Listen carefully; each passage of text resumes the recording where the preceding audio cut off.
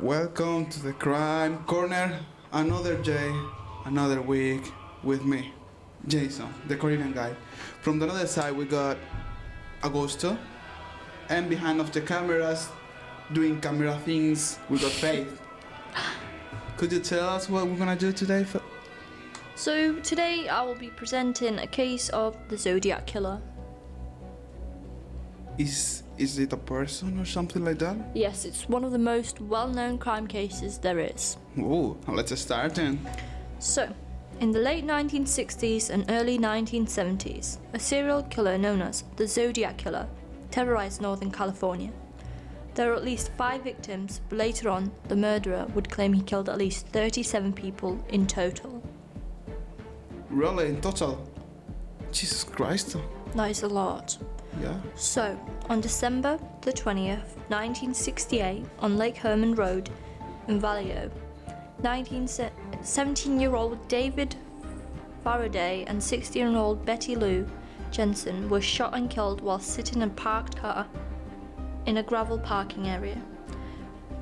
By the time police arrived, Betty was found dead, but David was still alive. Unfortunately, he would die on the way to the hospital. This was the first murder that the Zodiac Killer conducted and got away with. The Zodiac's next crime would happen on July 4th, 1969, in Blue Rock Springs Park, only a few minutes away from the previous crime. The Zodiac Killer approached a parked car with a flashlight and then murdered a 22-year-old Darlene Ferrin and a 19-year-old Michael Magoo. Both were still alive when found, but only Magoo would survive. He was able to describe the shooter as a young white male, 26 to 30 years old, stocky build, 200 pounds or larger, about 5'8", with brown hair and a large face.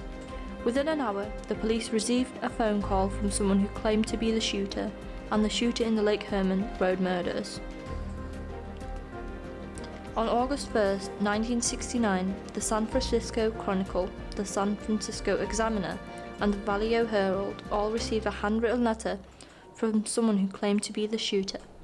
The letters revealed specific details about the killings to prove that the writer was indeed the murderer. All the letters were signed with a circle with a cross through it, the symbol that would eventually be known as the mark of the Zodiac Killer. Also included in the letter were 3 different codes that the Zodiac Killer demanded to be printed in newspapers, or else he would kill again. The Zodiac Killer said that he cracked codes would reveal his identity. On August 4th, 1969, another letter was received that started with a phrase saying, "This is the Zodiac speaking," marking the first time the killer revealed himself as the Zodiac. On August 8th, the code was cracked by a couple in Salinas, California. The codes read, "I like killing because it is so much fun. It is more fun than killing wild game in the forest because man is the most dangerous animal of all to kill. Something gives me the most thrilling experience. It is even better than getting your rocks off with a girl. The best part of it is that when I die, I will be reborn in paradise, and those I have killed will become my slaves. I will not give you my name because you will slow down or stop collecting of slaves for the afterlife." After claiming 3 more lives and causing nationwide terror, the Zodiac Killer wrote his final letter on January 29th, 1974, concluding the letter with a new score.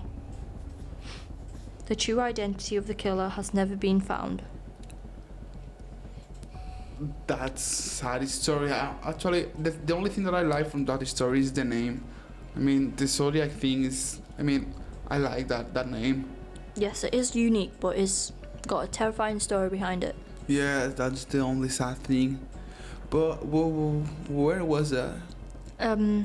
California? Jesus Christ. I thought California was more quiet. No, there was a lot of crimes in California. But just in California or everywhere?